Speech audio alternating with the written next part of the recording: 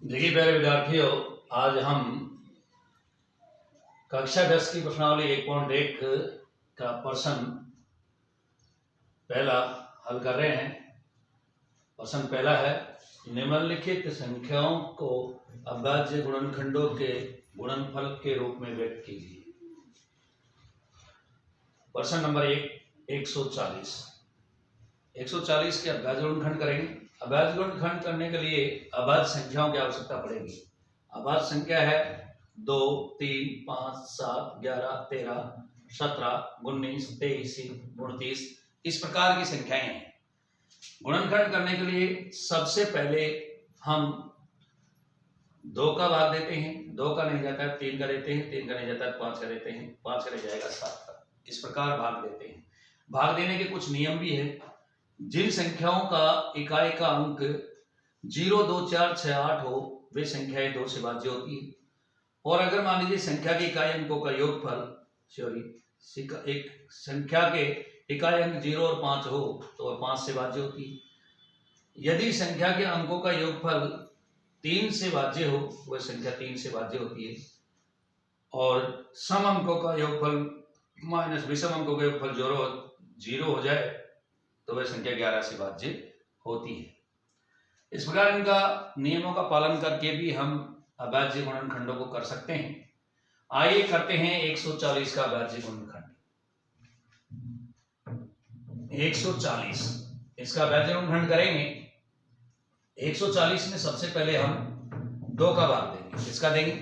2 का भाग देंगे। 2 7 14, बाकी निकालेंगे, कुछ नहीं बचा, 0 उतारेंगे। 0 में भाग नहीं जाता, भाग टूट की 0, यानी कि 70 बार गया। इसी प्रकार हम 2 का भाग फिर 70 में देंगे तो 35 बार जाएगा। अब 35 में 2 का भाग नहीं जाए क्योंकि विषम संख्या है और विषम संख्या में इकाई का अंक 5 है। तो जिन संख्याओं में इकाई का अंक 0 और 5 होता है उनमें 5 का भाग जाता है। तो हम 5 का भाग दे लेंगे और ये भाग जाएगा 7 बार, और 7 एक अभाज्य संख्या है तो 7 में 7 का ही भाग जाएगा। इस प्रकार ये गुणनखंड हो गए 140 के 2 गुणा 2 गुणा 5 गुणा 7, अर्थात 2 की घात 2 गुणा 5 की घात 7। ये हो गए 140 के गुणनखंड। आइए अब हम क्वेश्चन करते हैं अगला 156 का गुणनखंड। 156 का करते हैं। देखिए 156 का गुणनखंड।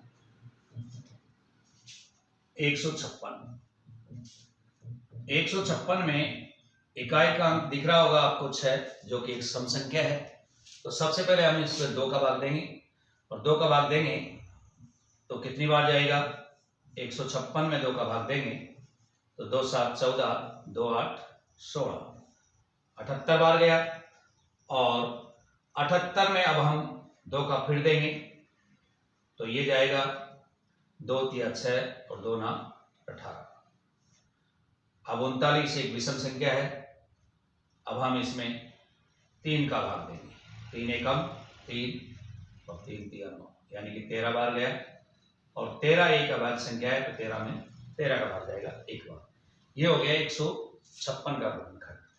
तो आइए लिख देते हैं 156 का गुणनखंड। 2 गुणा 2 गुणा 3 गुणा 13, अर्थात 2 की घात 2 गुणा 3 गुणा 13। ये 156 के गुणनखंड हो गए। इसी प्रकार हम अगला करेंगे 3825। क्वेश्चन नंबर पहले का तीसरा 3825 के अभाज्य गुणनखंड। तो देख लीजिए 3825 के अभाज्य गुणनखंड।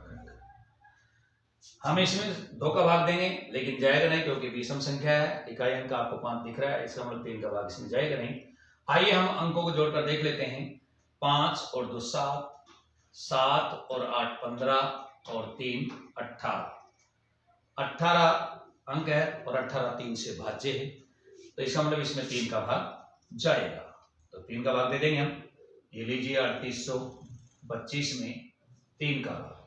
3 एकम 3, कुछ नहीं बचा, उतार लिया 8, 3 दूनी 6, 2 बच गया, उतार लिया 2, 22 हो गया, 3 7 21, एक बच गया, 5 उतार लिया और 15 हो गए। 15 में देंगे हम 3 का भाग, तो 3 पंजे 15, यानी कि 1275 बार भाग गया। और 3 का फिर देकर देखेंगे हम, 1275 में 3 का भाग देंगे, तो लीजिए 1275 में 3 का भाग, 3 चौक 12, कुछ नहीं बचा, उतार लिया 7, 3 2 6, 1 बच गया और उतार लिया 5, तो 3 पंजे 15, यानी कि 425 बार भाग गया। अब हम 3 का फिर देकर देखेंगे, लेकिन अंकों को गिन लेते हैं, 5 और 2 7 और 4 11, यानी कि 3 का भाग नहीं जाएगा। अब 3 के बाद में अगला अंक हमारा कौन सा है वो आप देख सकते हैं, 5, तो हम 5 का भाग देंगे, 5 का भाग इसमें देंगे, 5 अंक 40 और 5 पंजे 25, फिर 5 का दे लेंगे हम, 17 बार जाएगा। और 17 एक अभाज्य संख्या है, 17 एक अभाज्य संख्या है, तो इसमें 17 का ही जाएगा, 17 एकम 17। इस प्रकार ये 3825 के गुणनखंड हो गए 3 गुना 3 गुना 5 गुना 5 गुना 17, अर्थात 3 की घात 2 और 5 की घात 2 गुना 17, ये 3825 के गुणनखंड हो गए। आप इन नियमों का सहारा ले सकते हैं, इनसे आप इनको जल्दी कर सकते हैं। हालांकि नियम और संख्याओं के भी है, लेकिन वो थोड़े लंबे पड़ रहे हैं, इसलिए उनकी बजाय हम भाग दे करके ही देख लेंगे। तो आइए करते हैं अब हम 5005 का। तो क्वेश्चन नंबर 4 5005 इसका कर लेते हैं। तो लीजिए 5005 का गुणनखंड। सबसे पहले हम 2 का देते, लेकिन यहाँ विषम संख्या है, इकाई का अंक, इसलिए 2 का भाग इसमें जाएगा नहीं, क्योंकि 2 का भाग जाता है 0 2 4 6 8 इकाई का अंक होते हुए 50। अब हम 3 का देकर देखें, तो 5 और 5 10 होते हैं, और 10 में 3 का भाग जाता नहीं, क्योंकि अंकों का योगफल 3 से भाज्य होना चाहिए। तो आइए सीधा हमारा तीसरा अंक बचता है 5, क्योंकि इकाई का अंक 5 है, तो इसमें 5 का भाग जाएगा, और 5 का भाग देकर देख लेंगे हम। 5005 में 5 का भाग देंगे, तो 5 एकम 5, कुछ नहीं बचा, उतार लिया 0, भाग नहीं जा रहा है, तो भाग टूट की 0, अगला अंक उतार लेंगे 5, और 5 में 5 का भाग 5 एकम 5, यानी कि कुछ नहीं बचा। तो लिख देंगे हम यहाँ पर 1000 एक बार भाग गया। अब हम 1001 में हमें पता है कि 3 तक भाग तो वैसे भी नहीं जा रहा था, तो हम 7 का देकर देखेंगे। इसका देकर देखेंगे, 7 का भाग देकर देखेंगे, 7 एकम 7, लीजिए 1001, इसमें 7 का भाग देते हैं, 7 एकम 7, 3 बच गया, 0 उतार लिया, 7 चौकू 28, 2 बच गया, 1 उतार लो, 7 तिया 21, 143 बार भाग इसमें गया, कुछ नहीं बचा, तो यहाँ पर हम लिख देंगे 143। 7 के बाद में हम फिर दोबारा 7 का देकर देखेंगे, लेकिन 7 का इसमें जाएगा नहीं।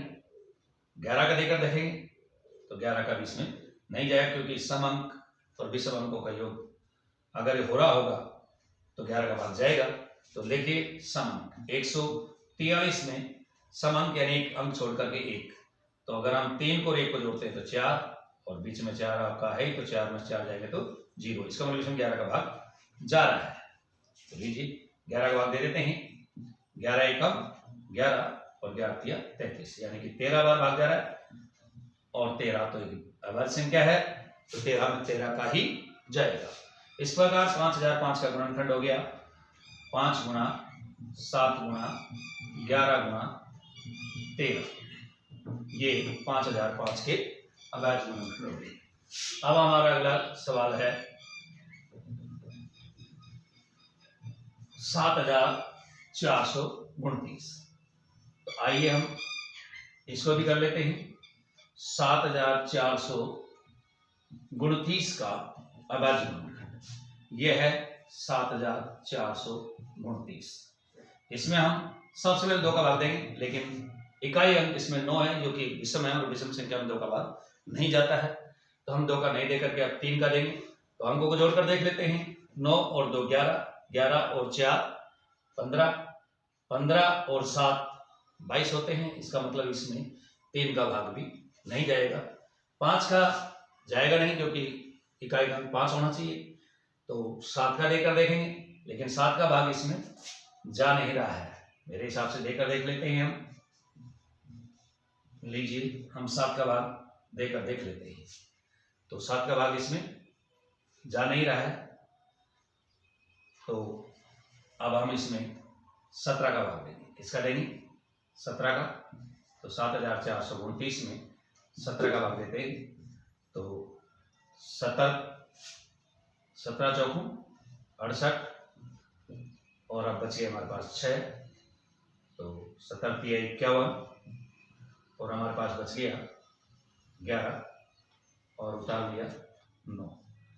तो 17 7 119, यानी कि 437 बार भाग जा रहा है 17 का।